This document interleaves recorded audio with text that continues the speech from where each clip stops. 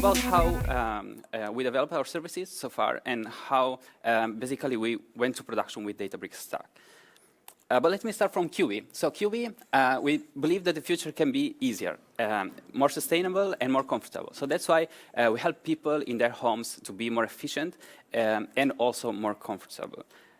Basically, as Bilal said, there is a huge amount of energy that is being consumed in the world. At the moment, there is 100 trillion, if I can read this number correctly, kilowatt hours consumed in the world. So what our focus is, identify what is, oh, I have the same issue with this light. How much of it is just wasted? And if we look at what we aim to is the household market. So the households alone in the world consume 27% of the electricity that is produced worldwide and 44% of the gas that is produced worldwide. So this is where we can have an impact, and this is where we work to reduce this impact. So Quby builds some smart products that you can build, you can embed inside your home in order to get more efficient. This is the smart thermostat Toon. This is our flagship product. This you can install on your wall, and basically you can control the heating through your mobile phone or through the Toon. And it also connects with a variety of services around it. So you have your mobile app. We can suggest you when it's time to have maintenance on the boiler. We can also help you to save energy, like identify machines that waste more energy and so on. We don't sell it directly, so you cannot go in a shop and buy a Toon at the moment, but we sell it through some partners that are energy companies or insurance companies or banks that basically have some interest in connecting to their customers and helping them achieve their sustainability goals. We are active in the Netherlands, in Belgium, and in Spain, and we are currently also rolling out in Germany. So my talk is going to be a little bit about how we manage this ecosystem of services. And in order to get there, I just want to introduce first a little bit of the type of data that we have. So this is Toon. Our smart thermostat is currently installed in 300,000 homes or more. And basically, being a smart thermostat, of course, first thing that it does, it controls the heating. So this is a central heating system. So there are some central heating systems that are very dumb, which we can control with on/off. But there are some that are even that can provide us information about how they are working, error codes, and so on, temperatures. So we can also measure some kind of have an idea of if it's efficient or not, if there's something obvious that's going on that's not working. But not only, we also connect to the electricity, gas, and water meters. So we can read what the households are consuming at the moment in real time in the house. Then we also connect to the solar panels and power banks. We have also a possibility to connect Toon with smart plugs so that we can basically control the smart plugs and measure what exactly each appliance is consuming, smoke detectors, and a series of other third-party services like smart speakers, smart lights, and third-party apps. This is about a small introduction about the product that we have, but the core of this talk is about how we use Databricks Stack and what are the services that we deliver. And finally, of course, the team. All our services basically have the same concept behind it. So we start from IoT data, which we gather from the homes. We process it, and we run some models through it, and we provide an outcome to the user.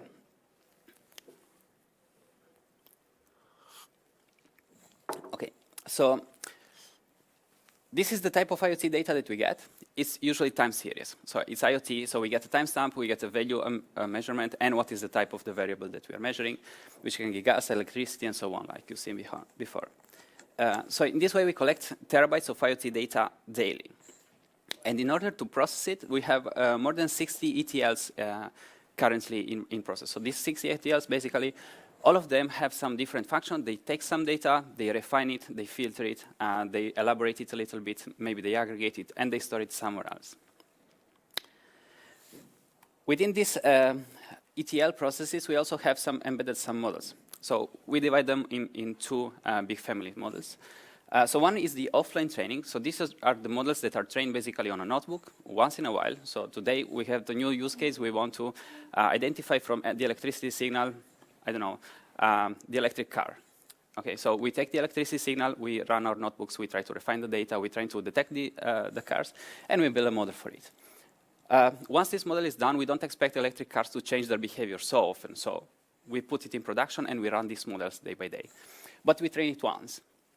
There is another family which we cannot manage like this. For instance, if we want to identify the behavior of the user or how you're using your washing machine, if you're washing at 60 degrees or 30 degrees, we cannot train it once today for all of the users and then show them the same information for years. So we have to retrain these models daily. So every day we look at all our data, we go back in time for months, we aggregate it, and we give a result. So those models, of course, both need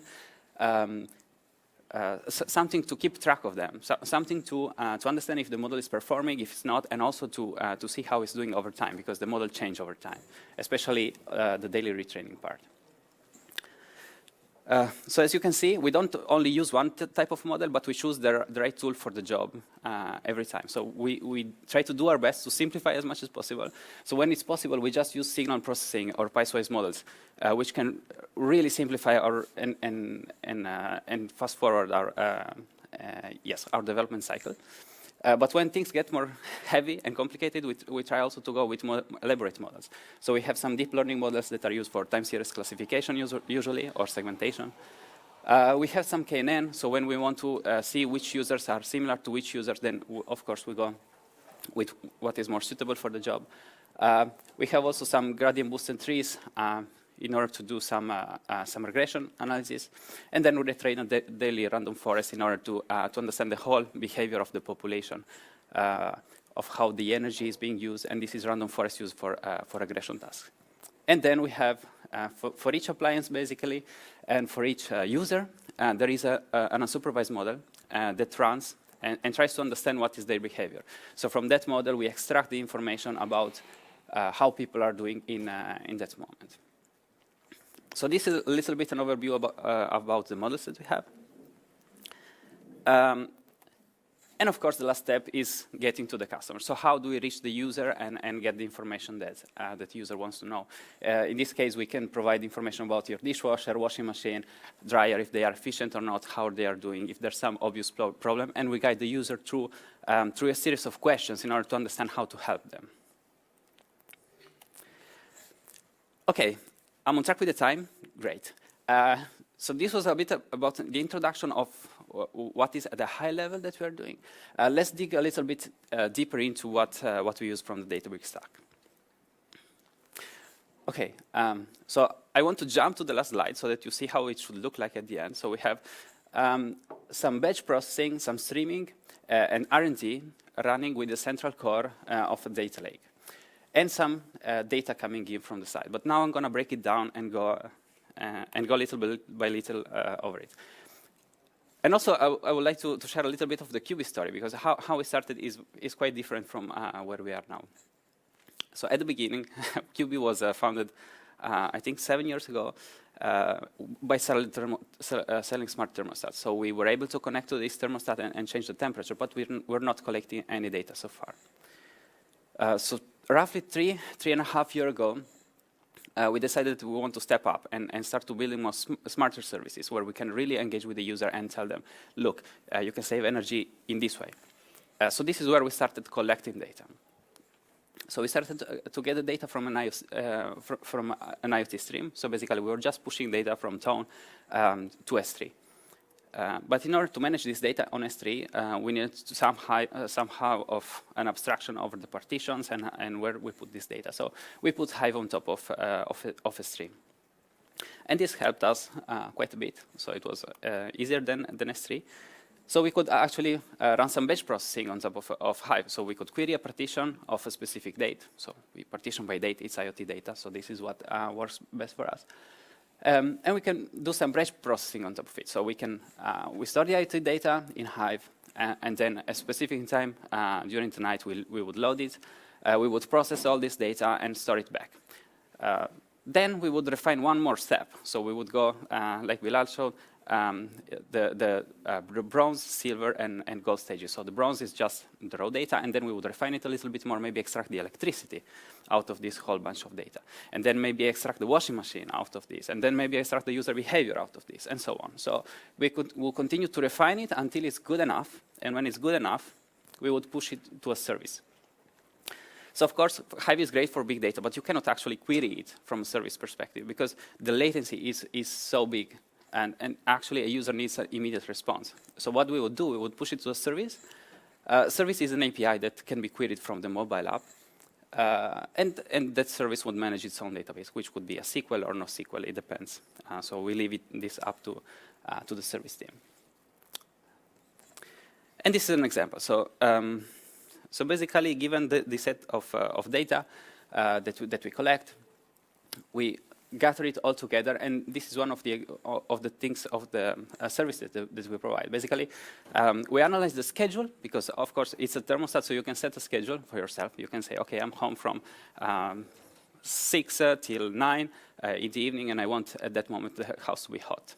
But what we do, we look at everything that you use in your house, and if we see that there is a certain pattern for which for several weeks you have not been home, but your house was being heated, then we come up to you and we say, hey, look, we think that you can do this more efficiently. Maybe perhaps you could turn off your heating in these few hours.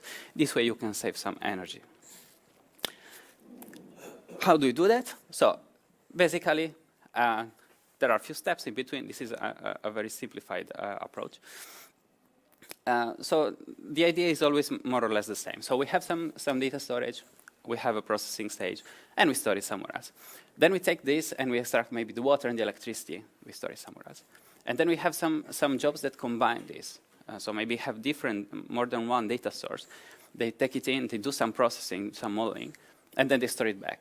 And then we take a historical set of outcomes, and we aggregate it over time, and we try to understand what is a specific advice that we want to tell to the user, and we store it back. So if you look at this, all these processes look more or less the same. So there is some data in and some data out. Perfect, right? So you can write a unit test. So from my engineering perspective, I'm always, oh, great, I'm going to do that. So basically, this is a snippet of an example code of what we do. So we write Scala because we like Scala code because it gives us the type of the data set. You can define the input schema and the output schema with the case class, and then basically create your transform function. So we are very careful in embedding the entire transformation within a transform function or within a function that only knows about the data transformation and not any aggregation or filtering or other things on the days. So we leave this logic of how to process data out of this. So with this method, basically, we can create something that is actually testable. And it's also very simple to test. So if you just create a simple input data set like this with the input schema, so it's typed, we define what we expect. And then we run the transformation. Okay, we are also passing Spark here, but it's not actually needed. You could also inject it. And then we collect the result and we compare it to what expected, and it should be true. This is just basic unit test. So what happens when you try to do it in Spark, maybe for 100 unit tests? You wait, basically, because it takes very long time in order to Spark to compute this test. So here there are a few tricks that we try to implement in order to get this running faster. So by default, Spark shuffle partitions. So when you do a wide transformation, Spark basically divides your data in a series of partitions. And by default, it's 200. But if you have 3 rows and 200 partitions, you see that there is a mismatch, right?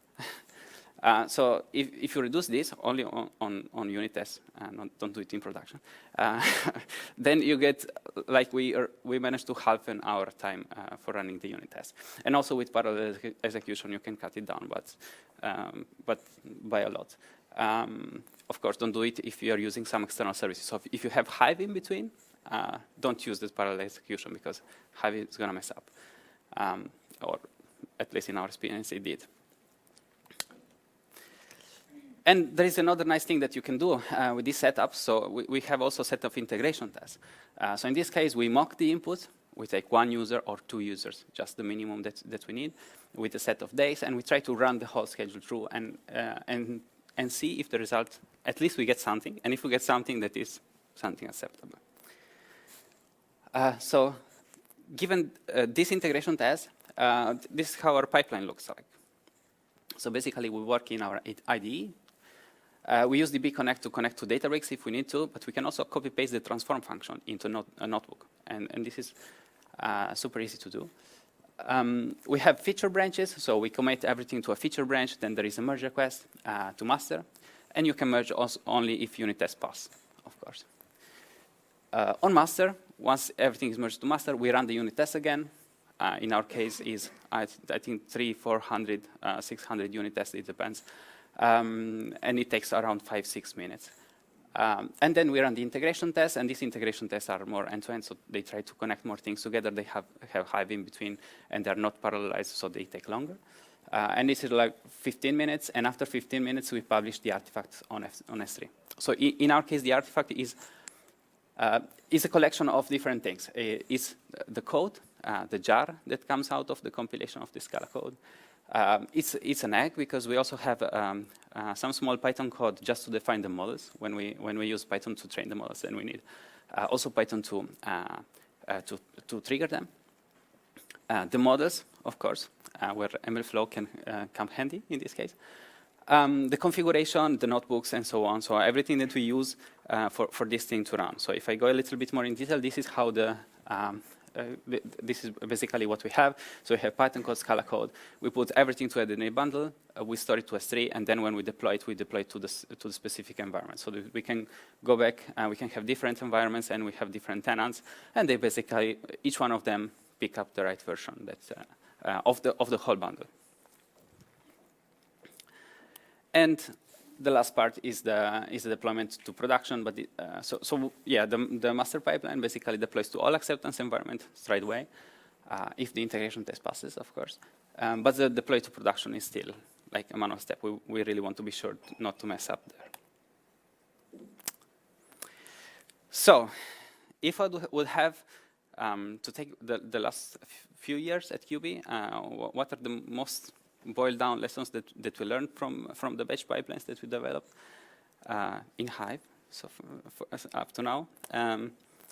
The first one is this one. So if you're working with Hive, always enforce the idempotent constraint, which means that given a set of data and a function, when you run it multiple times, the result should always be the same. So you should never append to a partition. You always override the entire partition when you write a job. So this makes it very easy to rerun the jobs and not to mess up with the data. Second, enforce the reproducibility. So this, if you can have a bundle that you can deploy anywhere and it will just run, and you know that it's solid, that helps a lot. Then let the data transformation be chainable. So the transform that you have seen a few slides ago, you can use this transform function and chain it with another transform function and another transform function and another transform function, so that when you filter the raw data by one user, you can pass this data frame to a set of transformation and you will get directly the result without waiting for the tables to be stored and so on. So if you package the code in a way that is chainable, this makes debugging and development much faster. And last part, leverage partition and locality of the data, because this is basically where you're going to wait for your data to be served. So, like, choose carefully the partitioning, and also keep an eye on how the internal format of the data is stored, because Parquet files, basically, we have an anecdote in which we were copying data from one table to another, and the data was multiplying by 2. So we had the same number of rows, but twice the amount of bytes. And we couldn't understand why. And this was because basically just the ordering of the rows was different, and therefore the compression of the Parquet file couldn't make it. So yeah, this is also one problem that Delta solves for you. So in our experience, it's good to keep an eye on how the data is stored internally and how it's localized, so that you know which operation can be faster. That's it about the batch pipeline. But let's move on to the next stage.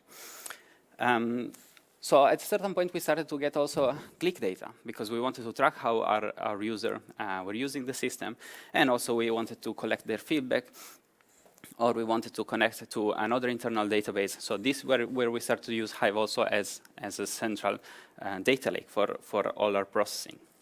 And of course, exploratory data science notebooks. So every data scientist have their own cluster, and they can explore data and have their notebooks. And we needed something to keep track of their models.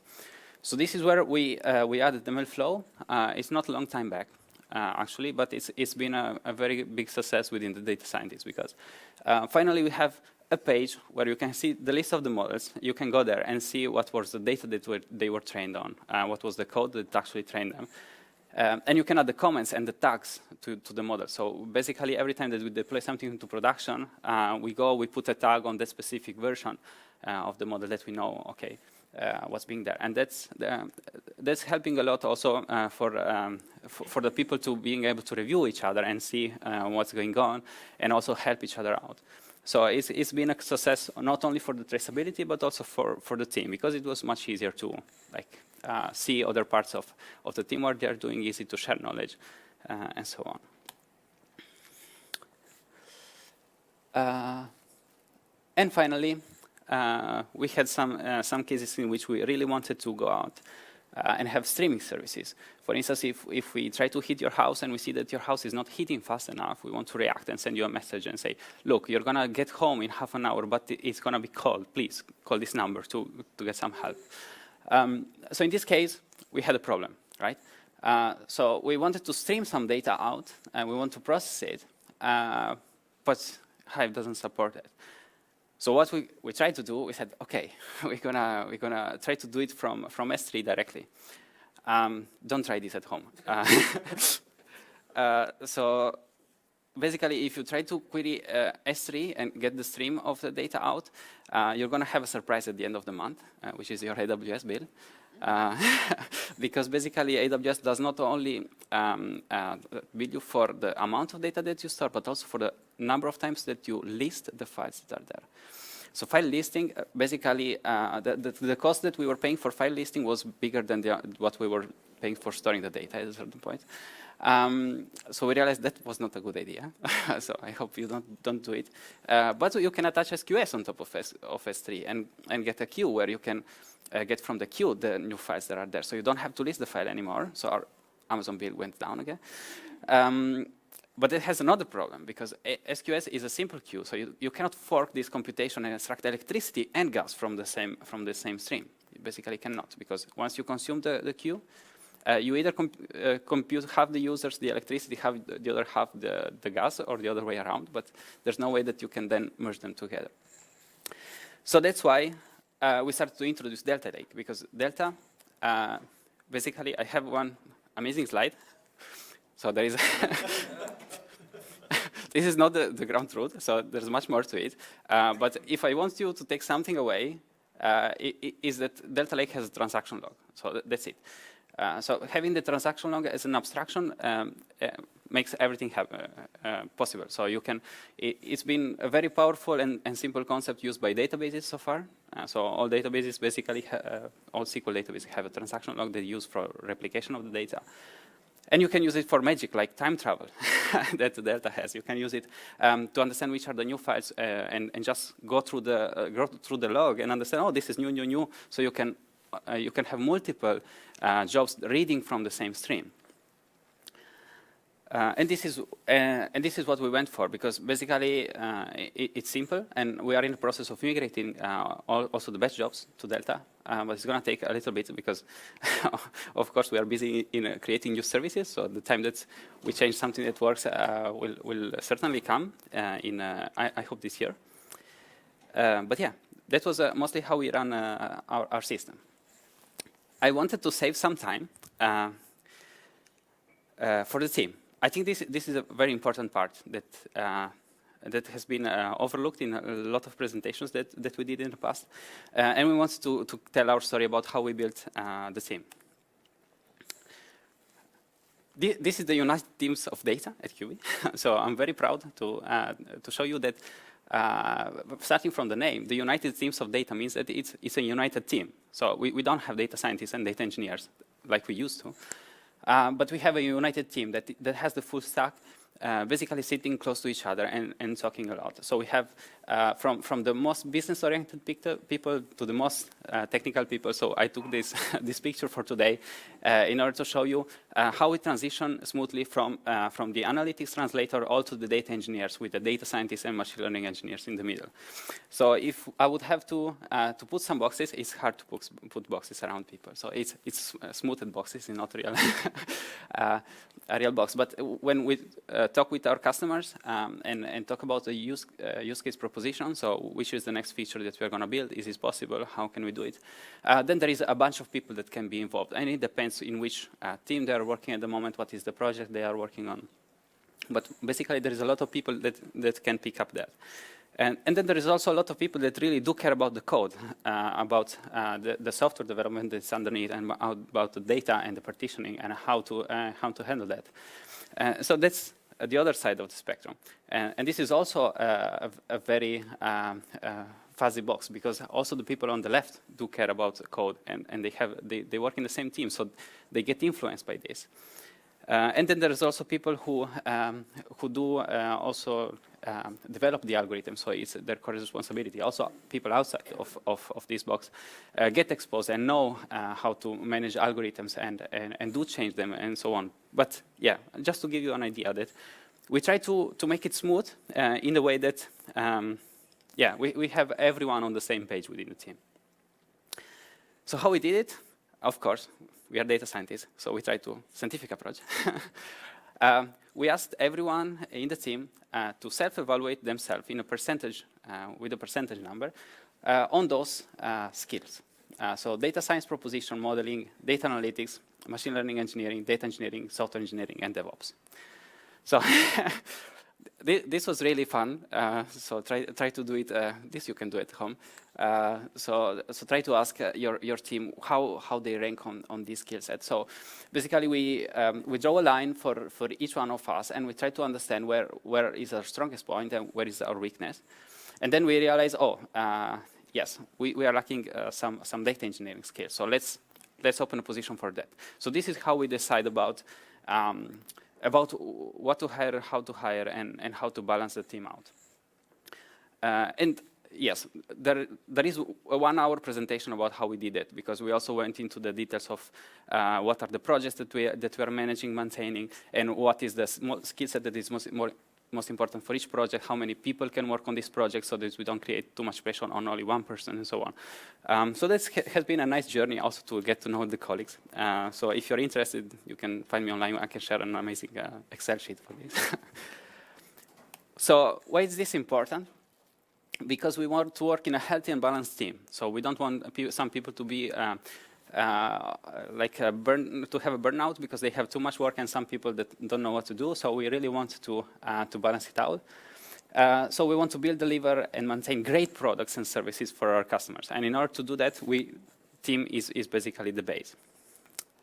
And now I'm going to ask a question. So how many of you have read this? Okay, Bilal. How many of you has read this?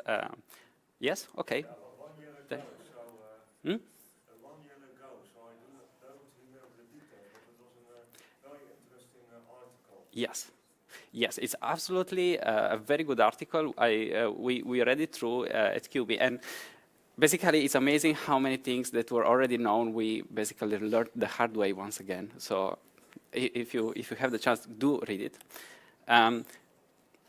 So one of the quotes from the introduction is that developing and deploying machine learning system is relatively fast and cheap, but maintaining them over time is difficult and expensive.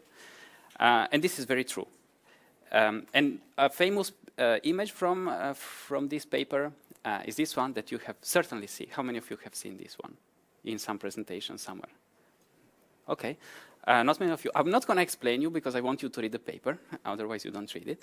But one quote that I want to share with you is this one. It's about why teams like this work. So at a certain moment in this paper, they say, okay, sometimes there is a hard line between machine learning research and engineering, but this is counterproductive in the long term because basically, in order to have a healthy team and a healthy product out, the team must be heterogeneous. And the team has to be responsible both of the engineering side of the work and the data science part of the work. And this is what we at Quby leverage to create a happy team. So I hope I showed you enough. And yeah, this is my contact. If you have any question, please.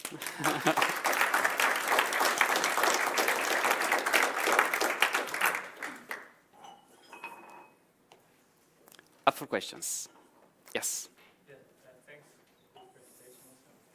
The question is, I saw that you first you use Databricks, but then at some point you create jars and eggs and all this stuff, right? I was also reading that, I think it was at the Databricks website somewhere, that then you lose the traceability somehow, because the cool thing with Databricks is that if you have notebooks and you do displays at different points, you can see, this was what happening here, then what happened there. Then if one job fails, you click on it, you can, then you can browse through it and you can find exactly where the problem was. And then if you convert it into the other one, you lose that. If you would build this again, would you do it the same, or is this due to history? Yes, actually, I skipped through some of the details, and this was an important one that I missed. Thank you for pointing it out. Actually, we don't use only just to check if everyone's paying attention, right? Yes. So basically, we use a hybrid approach in which we have the notebook as a container where we pass the parameters. So we can go into the notebook and see what was running and how much each cell took, how much time each cell took, and see the errors. But from the cell, instead of putting the entire code there, we put, I don't know, electricity metering dot transform or dot run, whatever it is, so that we have a wrapper around the jar. This way, we can have both worlds. So we can see the variables and what was there, and all data scientists are comfortable with that. And we have the benefits of the jar, because we pass it through. So if I go back to the slide, let me see if I can find the slide. This one. So basically, when we put it all together, these deployment bundles also contain the notebooks that we deploy to Databricks. So we put it in a workspace folder. So the base notebook that receives basically the parameters of the job, and then we trigger the jar from within. So when we create the job with the specific cluster, we also tell the cluster, okay, load this jar and trigger this notebook. The notebook will trigger the jar in itself. So this is how we do it. So at the beginning, we started with Airflow. Therefore, we had the jar. But Airflow was a little bit of an overkill for us at that time. And all of us used Databricks, and Databricks only because we only had these pipelines to manage. We don't have to connect with other systems because we get this data in, and then it's really simple. So at that moment in time also, when we started this was 2 years ago, a little bit more. So the integration with Databricks was not that good from Airflow point of view, so we dropped it at that time. And we went for the jobs. So this is how we did it exactly. So we put the notebooks, we chain the jobs one after each other, and we trigger them to the jar. Thanks.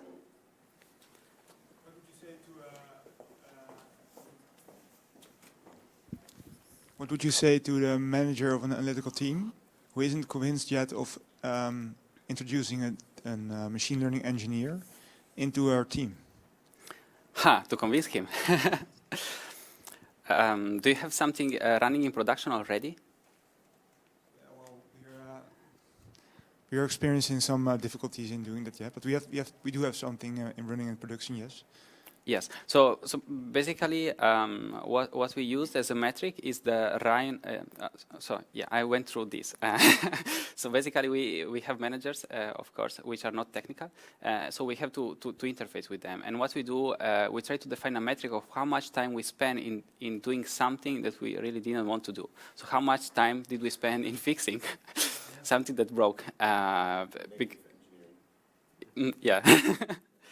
So yeah, if you can measure that and you can say, look, we spend so much time because we don't have this expertise, and you can build this, you can use this Excel sheet to build the matrix, and you can show that there is a dip And you can also say, okay, these projects, what we did is much more elaborate because we tracked down each project that we have for each category. So there was a data science part. So the model had a data science responsible, and the pipeline has a data engineer responsible. And then we tried to sum up to create, okay, I have some hidden slides if you want. Let me find them, because I think this is, we wanted to make a talk only for that, but then we realized that maybe it's going to take more time than the rest of the slides. So where is the unhide? Okay. So basically, we measured each project with these metrics. So we said, okay, which one has a higher impact on SLA, is complex, we have a skill gap because maybe the person who built it then left, and we don't know expertise in that topic anymore. Or it's instability when it fails often, or we don't have CI/CD, or there is a project which has test coverage less than 70%. So all these things sum up to certain level of pressure that this project is creating. So there is like some legacy project which we have very high pressure, and then another painful project which has a 7, and unhealthy project that can have only 3 of those. Maybe has a high level SLA, but it's well tested, well documented, everyone knows how to deal with it, and so on. And then we took the team and defined how much what is the core competence of that, how many people can work on that, what is the bus factor. So if we have only one person, then this is also very hard to maintain, because if that person is on holiday, then what you do? And so we defined the pressure per person, where we divided this by that. And finally, this is how the Excel looks like. I can share it with you. So we basically said, okay, there is a skill gap for this project, so there is a problem. We have first to eliminate all the ones here, and then we have to eliminate all the ones here, and then we have to do this and that.